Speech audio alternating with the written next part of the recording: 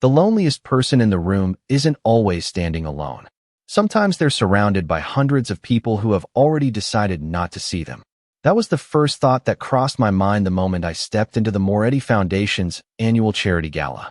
Crystal chandeliers scattered warm light across polished marble floors. A live orchestra filled the ballroom with elegant music, and every conversation seemed carefully rehearsed, as though every smile had been approved before the guests ever arrived.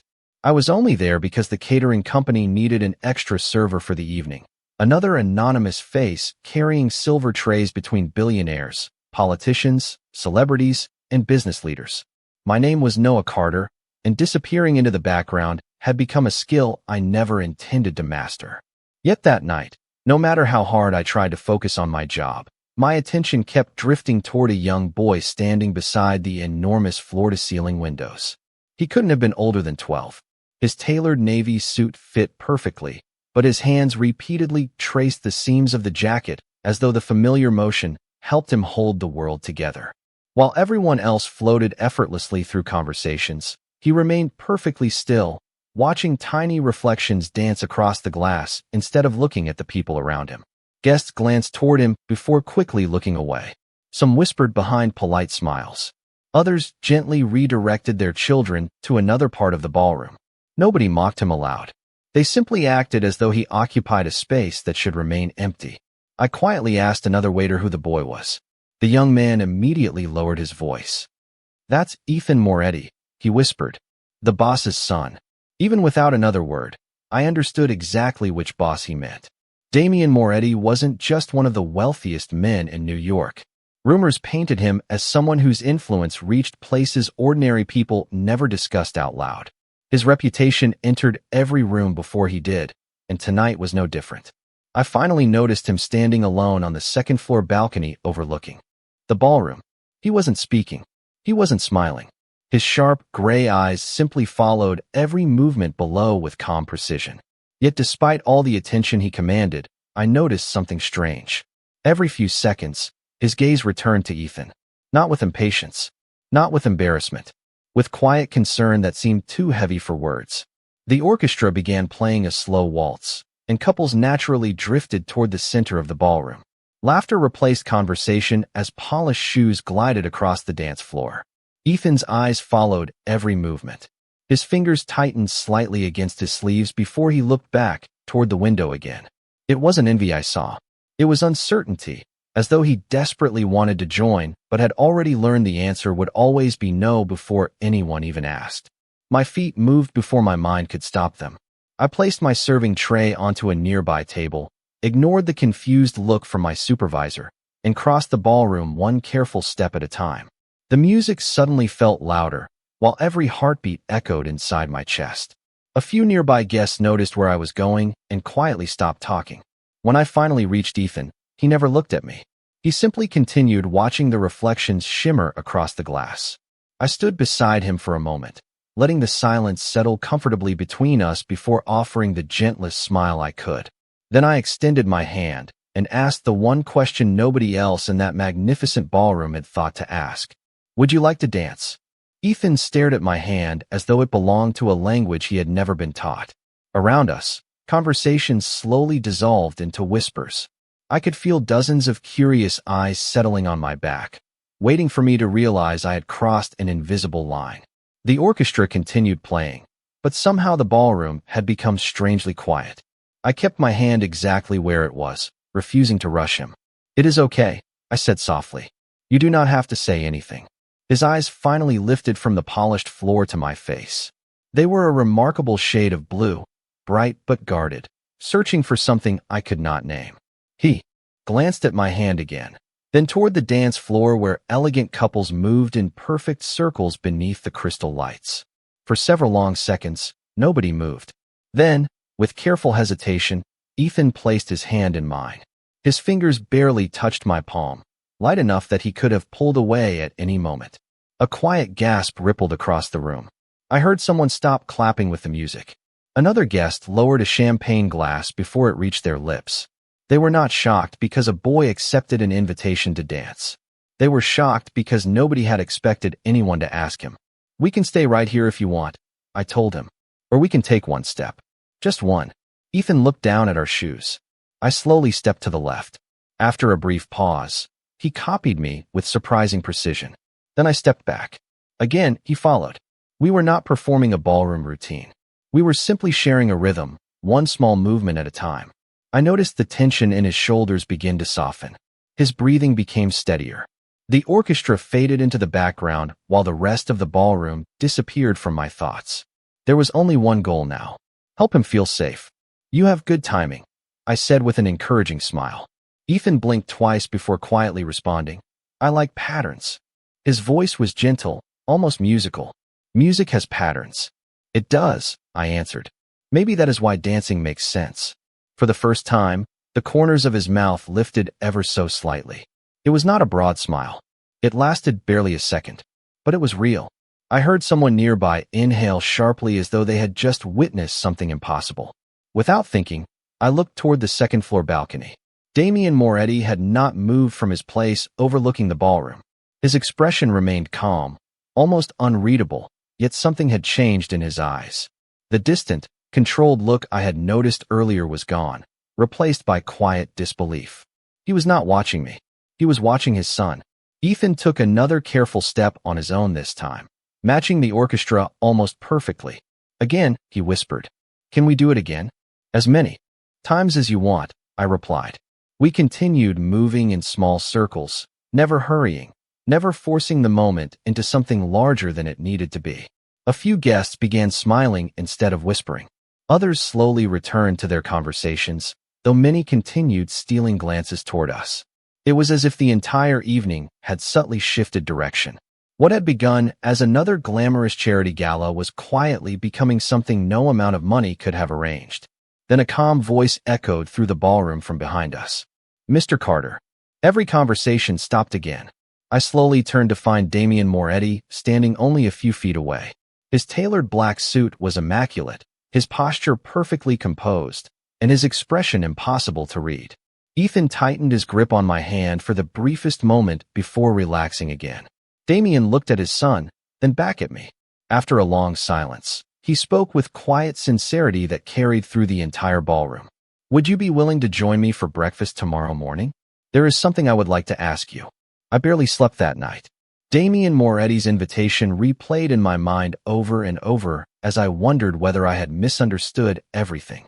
By sunrise, I found myself standing outside the gates of the Moretti estate, a place so vast it looked less like a home and more like a private park hidden behind elegant stone walls and towering oak trees. A member of the household staff welcomed me with remarkable kindness and escorted me through quiet hallways filled with paintings, family photographs, and shelves overflowing with books. It surprised me. I had expected luxury. I had not expected warmth. The breakfast room overlooked a peaceful garden where morning light reflected across a small lake. Ethan was already sitting at the table, carefully arranging fresh blueberries into perfect circles on his plate. He glanced up when I entered, and for a brief moment I saw recognition brighten his expression. "Good morning, Noah," he said softly. "You came back." "I said I would," I answered with a smile. "I always try to keep my promises." Damien stood near the windows with a cup of black coffee in his hand. In daylight, he appeared less intimidating than he had beneath the chandeliers, though his quiet confidence remained impossible to ignore. He gestured toward the empty chair beside Ethan. "Please," he said, "join us." Breakfast passed more peacefully than I expected. Ethan spoke only occasionally, usually about birds visiting the garden or the pattern of clouds drifting across the sky. Every observation carried remarkable detail. He noticed things most people overlooked. Damien listened carefully but rarely interrupted, as though afraid of disturbing a fragile balance. When Ethan excused himself to feed the koi fish outside, silence settled across the room. Damien watched his son disappear into the garden before finally turning toward me. "You were the first stranger he willingly touched in almost 3 years," he said quietly. I looked toward the window where Ethan knelt beside the pond, smiling faintly as colorful fish gathered near the surface. "He trusted me," I replied. "That was his choice." Damien slowly nodded. "Most people try to change him within 5 minutes of meeting him. They tell him to make eye contact, to stop moving his hands, to speak differently. They never ask what makes him comfortable. His voice remained calm, but I could hear years of disappointment beneath every word. You did not ask him to become someone else. I hesitated before answering. Because he does not need to become someone else. Damien looked down at the coffee growing cold in his hands. After my wife passed away, I convinced myself that providing everything Ethan could possibly need was enough. The best schools, the best specialists, the best therapists. Every expert had impressive credentials. Every recommendation sounded reasonable. Yet every year he withdrew a little further from the world. He paused, searching for words that seemed unusually difficult. Last night was the first time I saw genuine joy on his face since he was a little boy. His honesty caught me completely off guard. The powerful businessman the world admired was no longer speaking. A father was. I cannot promise miracles, I said carefully. There are no miracles to promise, Damien replied. I am only asking for something much smaller. He met my eyes with quiet sincerity. Spend 30 days with Ethan. Not as an employee, not as a therapist. Simply as someone willing to understand the world through his eyes. If, after 30 days, you believe this arrangement is not right for either of you, you may leave with my gratitude. Before I could respond, Ethan hurried back inside carrying a small notebook. Without saying a word, he opened it to a page covered with carefully drawn musical notes and simple sketches of two people dancing beneath the chandelier. He pointed to one figure with a shy smile. That is you, he whispered. Then he pointed to the second figure. That is me. Tomorrow, can we dance again? I accepted Damien's offer the following morning, but I made one request before anything else. Please do not expect me to teach Ethan how to become someone different, I said. If I stay, my goal will be to understand him first. Damien did not hesitate. That is exactly why I asked you to come. Those words changed everything. Instead of returning to the catering company, I began spending each day at the estate. I quickly realized that Ethan followed a rhythm invisible to everyone except himself. Every morning at precisely 8 o'clock, he walked the garden path exactly 4 times before stopping to watch the koi fish for 15 minutes. At 10, he played the same piano melody until every note sounded exactly the way he imagined it. At noon, he sat beneath the old maple tree with a notebook balanced on his knees, filling page after page with detailed sketches of birds, clouds, and flowers that most people would have passed without noticing.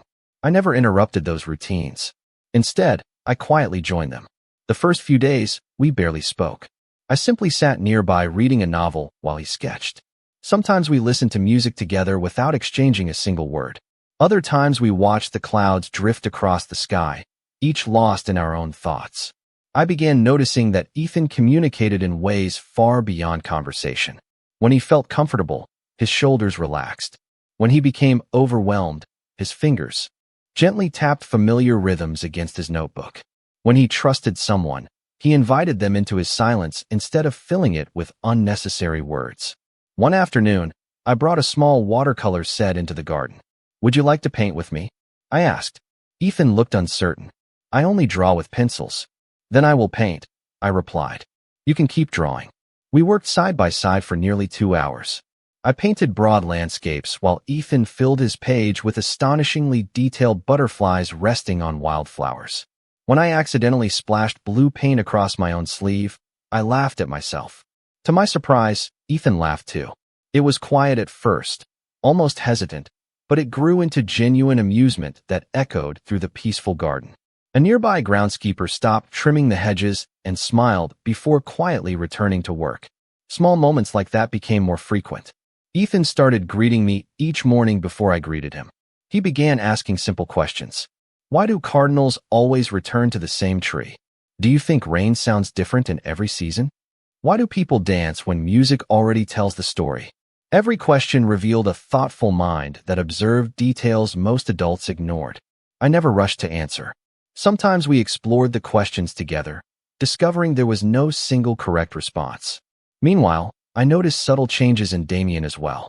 Although he remained busy with meetings and endless phone calls, he always found time to join us for dinner. At first, he mostly watched Ethan from across the table, speaking only when necessary.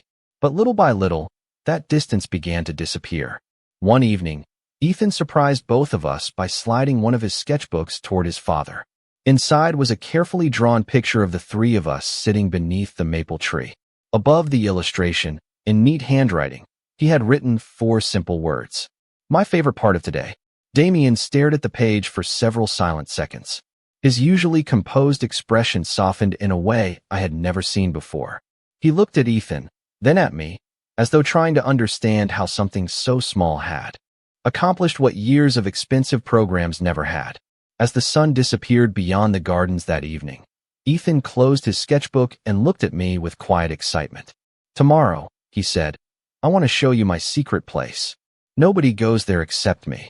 The next morning, Ethan led me along a narrow stone path that curved behind the main gardens and disappeared beneath a canopy of towering maple and cedar trees. He walked with unusual confidence, glancing back every few steps to make sure I was still following. After nearly 10 minutes, the trees opened into a quiet meadow surrounding a small lake so perfectly still that it reflected the entire sky. Wildflowers covered the gentle hills, songbirds filled the air with soft melodies, and an old wooden dock stretched a few feet into the water. Ethan smiled before quietly announcing, "This is where everything becomes quiet." I slowly looked around. "It is beautiful." He nodded. "People inside the house are always talking. Here, the birds do the talking instead." We sat together on the edge of the dock with our feet hanging above the calm water. For several minutes, neither of us spoke. I had learned that silence was never empty with Ethan. It was simply another way of sharing time. Eventually, he opened his sketchbook and began drawing the reflection of drifting clouds while I watched a family of ducks glide across the lake. "Do you know why I brought you here?" he asked without looking up. "Because this place matters to you," I answered. "And because you wanted me to see it." A gentle smile appeared on his face. Nobody else asked. Those 4 words stayed with me for the rest of the day. He had never needed someone to fix his world. He had only wanted someone willing to enter it. Over the following week, our routine naturally expanded. Some afternoons, we baked chocolate chip cookies in the kitchen, carefully measuring every ingredient while Ethan insisted that each scoop of dough should be exactly the same size. Other days, we built small birdhouses in the workshop behind the gardens. He surprised me with remarkable patience and incredible attention to detail. If one tiny corner was uneven by even a fraction of an inch, he quietly sanded it until it felt exactly right beneath his fingertips. Instead of hurrying him, I found myself slowing down as well. For the first time in years, I realized how peaceful life could become when nobody was racing against the clock.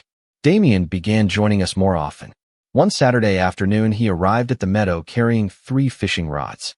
"Your mother used to love this lake," he told Ethan with a warm smile. "She always said the fish were smarter than we were." Ethan looked at his father with genuine curiosity before asking, "Did she always laugh like you do now?" Damien became unexpectedly quiet. Then he smiled again, this time with unmistakable emotion in his eyes. "No," he admitted softly. "I forgot how to laugh for a long time." Ethan reached over and gently rested his hand on his father's arm.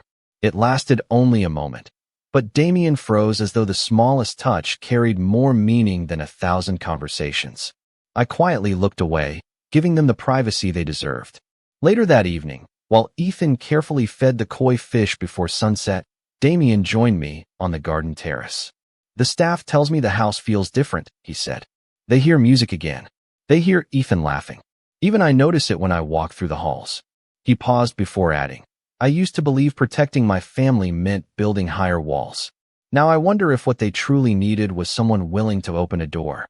Before I could respond, Ethan came running across the lawn holding a folded piece of paper.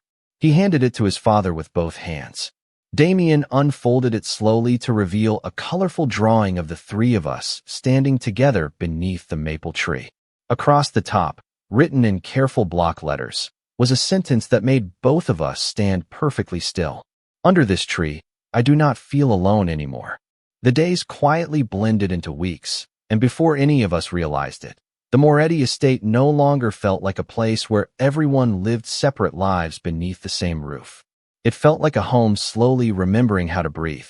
Every morning, Ethan waited by the front window exactly 5 minutes before I arrived, and every afternoon he had already planned another small adventure for us. Sometimes it was identifying birds with a guidebook.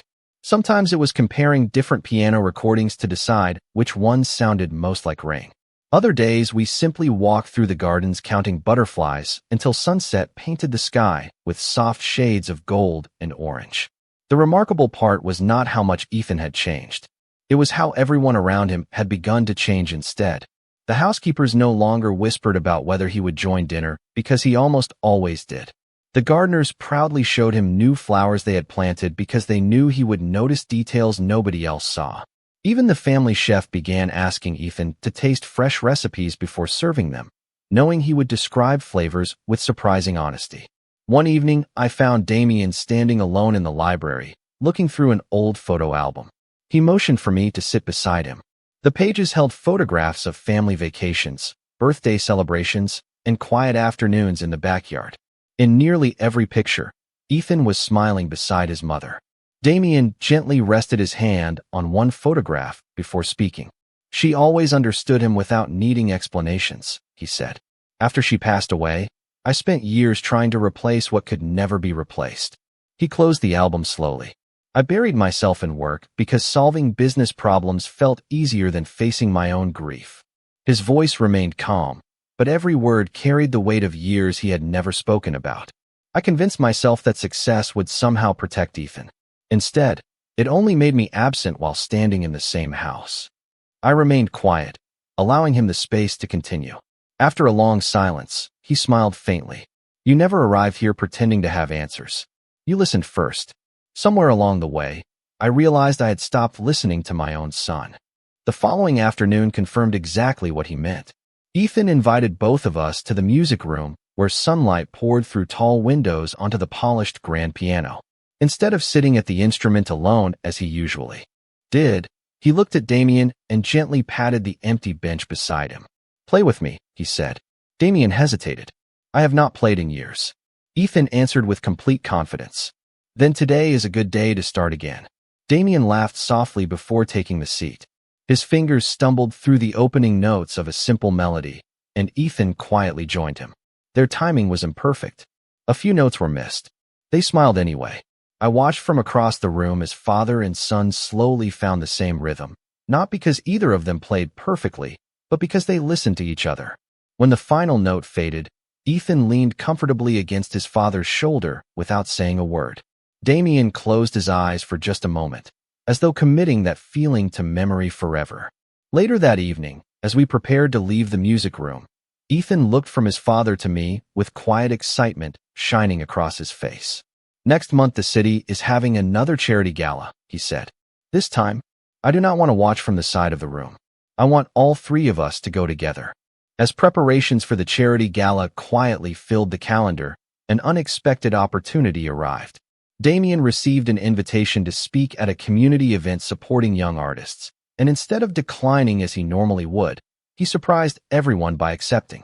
I think Ethan should come with us, he said one evening during dinner. Ethan looked up from his plate. There will be many people, he said carefully. There will, Damien answered honestly. But we will be there together. Ethan thought for a long moment before giving a small nod. Then I want to try. The morning of the event, the atmosphere inside the estate felt different. No one rushed.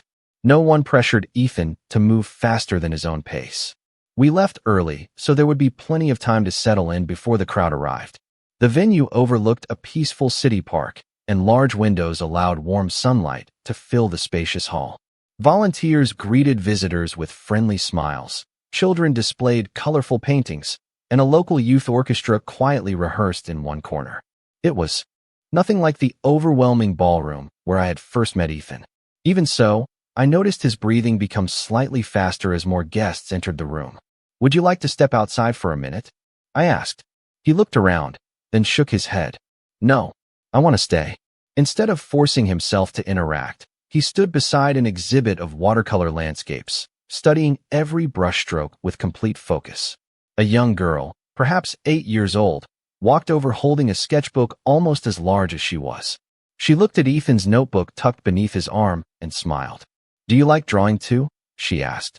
Ethan hesitated. Before I could say anything, he quietly answered, yes. Birds mostly. Without another word, the little girl opened her sketchbook and proudly showed him a drawing of a robin perched on a fence. Ethan's eyes brightened. He pointed at the feathers. You notice the wings fold differently when the bird is resting, he said. The girl beamed. Nobody else noticed that. They spent the next several minutes comparing drawings while their families watched from a respectful distance. Damien stood beside me, completely silent. Do you see it? I whispered. He nodded slowly. People are finally meeting him instead of judging him. During Damien's speech later that afternoon, he spoke less about business success and more about kindness, patience, and the importance of creating places where every child could belong. He never mentioned Ethan by name, yet every sentence seemed inspired by him. When the audience applauded, Ethan joined in with a quiet smile that carried more confidence than I had ever seen before. As we prepared to leave, one of the event organizers approached us with a warm expression. Your son inspired several families today, she told Damien. Some parents said watching him comfortably share his artwork gave their own children courage to do the same. Damien looked toward Ethan, who was carefully helping the little girl pack her sketchbook into a backpack. His eyes filled with quiet gratitude. On the drive home, Ethan looked out the window as the city lights slowly passed by before turning toward us. I was scared when we arrived, he admitted, but I stayed anyway. Damien smiled proudly. That is what courage looks like. Ethan thought about those words before asking the question that left both of us smiling. Do you think I am ready to dance again at the next gala? The evening of the charity gala arrived with the same elegance as before, yet everything felt different from the moment we stepped through the entrance. Months earlier, Ethan had entered a ballroom where he believed he did not belong. Tonight, he walked through the grand doors beside his father and me with steady steps, his shoulders relaxed, and his sketchbook tucked comfortably beneath his arm. The crystal chandeliers sparkled overhead, the orchestra tuned their instruments, and familiar faces filled the room, but instead of avoiding Ethan, several guests smiled and greeted him by name. A woman who had attended the community art event complimented one of his recent bird illustrations. A young couple thanked him for inspiring their nephew to bring his own drawings to school. Ethan answered each greeting in his own quiet way, never pretending to be someone he was not. Damien noticed every interaction without saying a word. The proud smile that appeared whenever Ethan spoke was impossible to miss. As dinner came to an end, the orchestra began the opening notes of a graceful waltz. Couples slowly gathered on the polished dance floor while soft laughter drifted through the ballroom. I looked toward Ethan, expecting him to watch from a comfortable distance as he once had.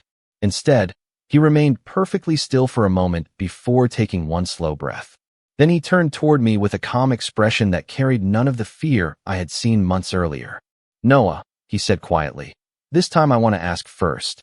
He stepped forward, carefully extended his hand just as I had done for him that unforgettable evening, and looked directly into my eyes. Would you like to dance with me? My smile arrived long before I found the words. I would be honored. The ballroom seemed to pause as we walked together toward the center of the floor. Yet this silence felt completely different from the first gala. It was no longer filled with uncertainty. It was filled with anticipation. Ethan placed one hand lightly in mine while I gently guided the first step. The music surrounded us, familiar and comforting. This time he did not hesitate. He remembered every movement, every pattern, every gentle rhythm we had practiced together beneath the maple tree, beside the lake, and inside the quiet music room. Within moments he was moving with confidence, not because every step was perfect, but because he trusted himself. I noticed smiles spreading across the faces of guests throughout the ballroom. Several people quietly applauded as the dance continued. A few children even stepped closer, watching Ethan with admiration instead of curiosity. Across the room, Damien remained near the edge of the dance floor. His eyes never left his son. For the first time since I had known him, the guarded expression that had hidden behind years of responsibility completely disappeared. There was only gratitude. When the music ended, the applause grew louder than either of us expected.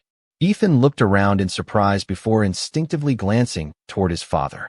Damien walked forward without hesitation and embraced his son with quiet pride. I am so proud of you, he said softly. Ethan smiled, then looked at both of us before speaking words that seemed to capture everything we had experienced together. I thought people were looking at me because I was different, he said. Tonight I think they are looking because they are happy. No one corrected him, because everyone in that ballroom knew he was right.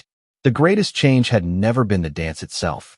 It had been the hearts of the people who finally chose to see the remarkable young man who had been standing there all along. 1 year later, the Moretti estate no longer felt like a place protected by towering gates and quiet hallways. It had become a place where music drifted through open windows, where laughter echoed across the gardens, and where every season carried new memories instead of old regrets. The maple tree beside the lake had grown a little taller, its branches stretching farther across the water, and beneath its shade 3 familiar chairs still waited every Sunday afternoon. Some traditions had never changed.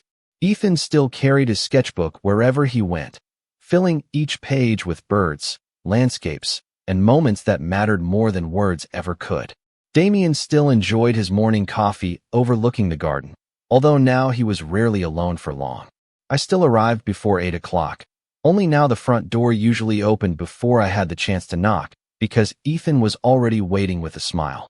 Looking back, it amazed me how many lives had quietly changed because of one simple decision made on an ordinary evening. Guests who had once avoided Ethan now greeted him warmly whenever they met. Several families who had attended the community events began creating more welcoming spaces for children who experienced the world differently. Teachers, neighbors, and friends often wrote letters thanking Ethan for reminding them that understanding always begins with listening instead of judging. He never tried to become an example for anyone. He simply remained himself, and somehow that became exactly what others needed to see.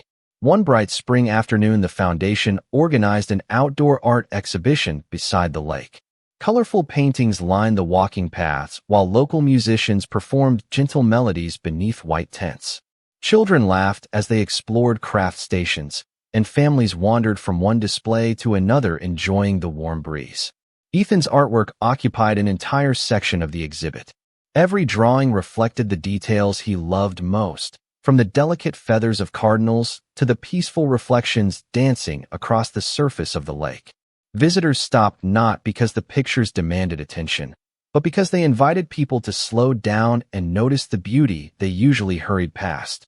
Near the end of the afternoon, a young boy quietly approached Ethan while holding a sketchbook tightly against his chest. "Sometimes people think I am strange too," he admitted. Ethan looked at him for a thoughtful moment before gently opening his own notebook. The very first page contained a drawing of 2 people sharing their first dance beneath a crystal chandelier. He smiled and handed the sketchbook to the boy. "You do not have to become like everyone else," he said softly. "The right people will meet you where you are." I looked toward Damien, who had heard every word. His eyes reflected the same quiet pride I had seen growing stronger with each passing month. He walked over, rested a gentle hand on Ethan's shoulder, and together we watched families continue filling the gardens with conversation and laughter. No grand speeches were needed. No dramatic celebration could have captured the moment more perfectly. The greatest victories are often the quiet ones that unfold day after day, almost unnoticed, until one morning you realize that fear has been replaced by hope, loneliness has been replaced by belonging, and a house that once echoed with silence has become a home. As the sun slowly settled beyond the lake, Ethan closed his sketchbook, looked at both of us with peaceful confidence, and smiled the same genuine smile that had first appeared on the dance floor many months before. In that moment, I understood a simple truth that would stay with me forever. Sometimes the smallest act of kindness does not merely change one person's day. Sometimes it becomes the first step that teaches an entire family and everyone around them how to truly see one another.